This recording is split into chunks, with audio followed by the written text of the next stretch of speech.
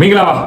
ါကျွန်တော်တို့ရခိုင်ပြည်နယ်မြောက်ဦးမြို့မှာအာဏာသိမ်းအကြမ်းဖက်စစ်တပ်ကလေရင်နဲ့ဘုံကျဲလို့အပြစ်မဲ့ပြည်သူတွေလူ30ကျော်တေခဲ့ရပြီး80ကျော်ထိခိုက်ဒဏ်ရာရရှိခဲ့တယ်။အဲ့ဒီကိစ္စကိုနော်ဘောမတွေကဘာပြောနေလဲဆိုတော့ဝမ်ပန်းတကာထောက်ခံပြီးတော့ပြောနေကြတယ်။နောက်တစ်ခုရှိတာကအဲ့ဒီမှာဒုတယ်ဒီကန်တွေမှာဘာဖြတ်နေလဲဆိုတော့ရခိုင်တပ်တော် AA ရဲ့ရဲဘော်တွေကဒီမြောက်ဦးတေသွားတဲ့ဟာကိုငါတို့ရဲ့ညီကိုတွေအများကြီးပါသွားတယ်ဆိုတော့ပို့တင်တာကိုသူတို့ကအဲ့ဒီပုံတွေကိုယူပြီးတော့နော်ဒီမြောက်ဦးက AA အကြမ်းဖက်သမားတွေရှိတယ်ဆိုတဲ့ဟာတွေဝါဒဖြန့်တယ်အဲ့တော့ကျွန်တော်ပြောပြမယ်ရခိုင်တွေဟာဘလောက်စီးလုံးနေအားလုံးတည်တယ်စစ်သားအချင်းချင်းဖြစ်မှတပ်သားအချင်းချင်းဖြစ်မှငါတို့ညီကိုတွေတို့တုံးတာလားရခိုင်အချင်းချင်းငါတို့ညီကိုတို့တုံးတာလားဘောမတွေမင်းတို့စောက်အောင်နောက်ကနည်းနည်းလေ့လာမင်းတို့ဝါဒဖြန့်မယ်ဆိုအခြားနည်းလမ်းနဲ့ဖြန့်နော်အခုလာပြီးနိုင်ငံတကာကနော်နိုင်ငံတကာဒီလောက်ရက်ကိုအကြမ်းဖက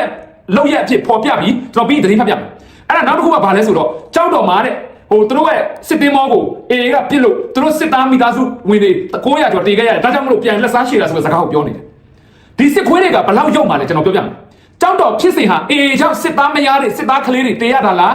းဒီစစ်ခွေးခေါင်းဆောင်တွေကတမင်တက်တဲ့လူသားတိုင်းလုပ်ပြီးထိုးကျွေးလို့တေရတာလားလူတော်ထမင်းစားတဲ့အုံနောက်ရှိရင်လူတိုင်းတွေးကြည့်တာလည်းတည်အေကစစ်သားကလေးတွေစစ်သားမယားတွေရှိနေတဲ့စီးလာတဲ့တင်းမောကိုတက်ပစ်ပြီးတော့မြှောက်လိုက်တာလားတိုက်ပွဲဖြစ်နေတဲ့ပြစ်နေဟိုဘက်ဒီဘက်ဖြစ်နေတဲ့ဟာကိုစစ်တင်းမောပေါ်ကိုအဲ့ဒီပြစ်နေတဲ့စစ်တင်းမောပေါ်ကိုကလေးတွေကမယားတွေကအမျိုးသမီးတွေကအားလုံးတင်ပြီးတော့လူသားတိုင်းလောက်တာဘယ်လိုလဲဘလောက်ဒီကောင်တွေရုပ်မှလည်းတွေ့ရမလားဒီသူနဲ့ပြန်လှည့်ပိုက်ပြီးတော့မတိအေကဟာဒါဟိုမတိတဲ့တာပန်းအမြင်မှာသူတို့စကားကြားတဲ့ဟိုကြားတော့ပြောလိုက်မှာဟာအေကွာအေစစ်သားကလေးတွေစစ်သားမယားတွေပါအကုန်လုံးတက်ပြစ်တယ်ဆို900ကျော်တက်ပြစ်တယ်ဆိုဝါဒဖြန့်တာတကယ်ပြစ်စင်ကကျွန်တော်ပြောတာဟုတ်လားမလားသွားမေးကြည့်မဟုတ်ရင်လာခဲ့လားတကယ်ဖြစ်စဉ်ကတိုက်ပွဲဖြစ်နေတာဟိုဘက်ဒီဘက်တိုက်ပွဲဖြစ်နေတဲ့ကိုသူတို့စစ်ခွေးတွေပိတ်မိနေပြီအကုန်မသားကြွမှာတိတဲ့သားနဲ့အဲ့ဒီစစ်သားကလေးတွေစစ်သားမယားတွေကိုအဲ့ဒီတင်မောပေါ်တင်ပြီးတော့ဒီတိုက်ပွဲထဲမှာလူသားတိုင်းလာလောက်တာအေးကြောက်လားဒီကလေးတွေကိုဒီလိုမျိုးလူသားတိုင်းလောက်ဖို့အမိတ်ပေးတဲ့မင်းတို့စစ်ခွေးကောင်းဆောင်ကြမင်းတို့ထမင်းစားပြီးကြီးလာတယ်ဆိုရင်လူစကားကိုပြောနော်အခုလက်ရှိညဦးမှာဖြစ်တာလာသားအရွယ်ကလေးကအေးတပ်ဖွဲ့ဝင်လာအတက်ကြီးလူနာတွေကအေးတပ်ဖွဲ့ဝင်လာအမျိုးသမီးတူနာပြုတ်တွေကအေးတပ်ဖွဲ့ဝင်လာနောက်ဆုံးပြောစကားရှိတယ်ဘာဖြစ်လဲဟိုအေးကားတဲ့အေးရဲ့ဌာနချုပ်တဲ့ညဦးစေးရုံကတဲ့နော်အဲ့ဒီမှာတဲ့လက်နက်ဘိုးတော်ကြီးကိုထိပြီးတော့ပောက်ကွဲတာတဲ့စစ်တပ်ကဘုံကျဲလိုက်တဲ့ဟာမှာဟုတ်စဉ်းစားကြည့်တယ်ကွာ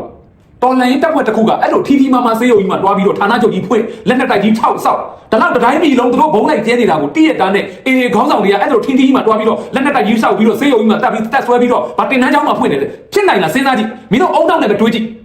အဲ့တော့ကောင်းတယ်မင်းတို့စစ်ခွေးတွေဘက်ကအဲ့လိုလုပ်တဲ့ဟာကိုမင်းတို့ဘောမတွေကအဲ့ဒါလိုတန်ရန်လိုက်တာအခုအဲ့ဒီအကျိုးကဘာလဲတိလားနိုင်ငံတကာကလာပြီးဒီလောက်ရဟာအကြမ်းဖက်လောက်ရအဖြစ်နိုင်ငံတကာသတင်းတွေမှာဖော်ပြတယ်လို့လူ့ကိုယ်ရေးတက်ကြွလှုပ်ရှားသူတွေကလည်းနိုင်ငံတကာကအရေးယူဖို့အခုတောင်းဆိုလိုက်နော်ဖင်ပြဲဖို့တာပြင်ထားကြပြီမပူနဲ့မင်းအောင်လှိုင်ကတော့မင်းတို့ကိုနောက်ဆုံး product ထိုးကြွေးသွားမှာအဲ့ဒါကိုဘူမတိဘာတိအောက်ကစောက်ယူချီမန်လက်ခုပ်လိုက်ပြီးတဲ့ကောင်တွေမင်းတို့တွေပါထိဖို့ပြင်ထားပြီတော့ဒီဇင်ဘာ10ရက်နေ့အကြမ်းဖက်စစ်တပ်ကရခိုင်ပြည်နယ်မြောက်ဦးမြို့ပြည်သူ့စေယုံကိုလေကြောင်းကတိုက်ခိုက်ကအရက်သားပြည်သူ30ကျော်တပ်ဖြတ်လိုက်တဲ့သတင်းအားကဘာတောင်းရင်းကမီဒီယာများတွေအကြမ်းဖက်လောက်ရအဖြစ်ဖော်ပြနေကြပြီးကျူးလွန်သူမြန်မာစစ်တပ်အပေါ်ဝေဖန်မှုများနဲ့အကြီးကျယ်မြင့်တက်နေတယ်ကမ္ဘာနာမည်ကြီးမီဒီယာတီးတီးတွေတောင်းသတင်းဆိုးအဖြစ်ဖော်ပြခြင်းခံရတဲ့စစ်တပ်မြောက်ဦးစေယုံကိုဘုံကျဲခဲ့တဲ့သတင်းအပေါ်ကမ္ဘာတောင်ဝန်ကမီဒီယာများတာမကကုလသမဂ္ဂအဖွဲ့အစည်းအပါအဝင်ကမ္ဘာအဖွဲ့အစည်းတီးတီးကလည်းပြင်းပြင်းထန်ထန်ရှုတ်ချကြောင်းထုတ်ပြန်ခဲ့ကြတယ်ထိုဆက်ဆောက်ွယ်ကောင်းတဲ့တိုက်ခိုက်မှုတွေလူလိုက်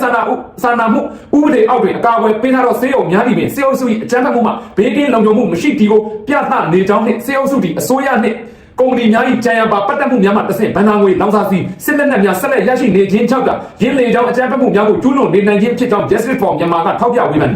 ်ကုလသမဂ္ဂလူ့အခွင့်အရေးအကြီးအကဲကလည်းအဆိုပါဘုံကျဲတိုက်ခိုက်မှုအားစစ်ရာဇဝတ်မှုအဖြစ်ပြောဆိုရှုတ်ချထားပြီးစုံစမ်းစစ်ဆေးမှုပြုလုပ်ဆောင်ရန်တောင်းဆိုထားသလိုစေအုပ်စု၏ပြည်သူအပေါ်ပြစ်မှတ်ထားသောစင်ကြင်မဲ့လေကြောင်းတိုက်ခိုက်မှုများကိုအဆုံးသတ်စေရန်အတွက်၎င်းတို့ကိုဗန်နာငွေစစ်လက်နက်နှင့်လေယာဉ်စီလမ်းကြောင်းများဖြတ်တောက်ရန်အတွက်နိုင်ငံတကာအစိုးရများကိုတောင်းဆိုကြောင်း JFM ကထုတ်ပြန်ထားတယ်ဒီလိုဖော်ပြတဲ့မီဒီယာတွေဝိုင်းတောင်းဆိုကြတဲ့သူတွေအားလုံးကိုကျွန်တော်တို့မြန်မာပြည်နိုင်ငံသားတွေကိုစားအရန်ပဲကျေးဇူးတင်ပါတယ်ကျွန်တော်တို့မြန်မာနိုင်ငံသားတွေအနေနဲ့လည်းဒီလိုအခုလိုမျိုးကမ္ဘာသတင်းမီဒီယာတွေမှာဒီကောင်တွေရဲ့လုပ်ရက်ကိုဖော်ပြနေ highlight ဖြစ်နေတဲ့အချိန်မှာကျွန်တော်တို့ပြည်သူတွေကလည်းဝိုင်းပြီးတင်ချပါဒါရခိုင်ပြည်နယ်မှာလောက်တာရခိုင်ပြည်နယ်နဲ့ဆိုင်လို့တော့မတွေးနဲ့နော်တနိုင်ငံလုံးရဲ့အရေးကျွန်တော်တို့ကဒီကာလမှာအားလုံးကလက်တွဲညီညီနဲ့တုံ့ပြန်နိုင်ဖို့လိုအပ်တယ်အောက်မှာစစ်ရေးအရာရခိုင်ကတော့ AA နဲ့နော် UPRN မကွေးလိုမျိုးဒီလို PDF အဖွဲ့တွေအခြား MOD အောက်ကအဖွဲ့တွေညောင်များစွာလက်တွဲပြီးတော့စစ်ရေးပေါ်ဆောင်တိုက်ပွဲဝင်နေကြတာအများကြီးပြည်သူဘက်ကကာကွယ်ပြီးတော့နော်အဲ့တော့အောက်မှာတောင်ဝင်ထမ်းဆောင်နေတဲ့လူတွေကတောင်ဝင်ထမ်းဆောင်မှုလိုကြတယ်လို့ကျွန်တော်တို့ online ပေါ်မှာလည်းနော်ဒီလိုရုံမှတဲ့သတင်းတွေကိုများများဝိုင်းတင်ကြမယ်ဝိုင်း share ကြမယ်နော်ဝိုင်းပြီးတော့မှတ်ကြမယ်ကမ္ဘာသတင်းမီဒီယာတွေမှာတွေ့လို့ရှိရင်လည်းနော်ဟိုကိုမရေးတတ်တဲ့လူရေးခိုင်းပြီးတော့ကျွန်တော်တို့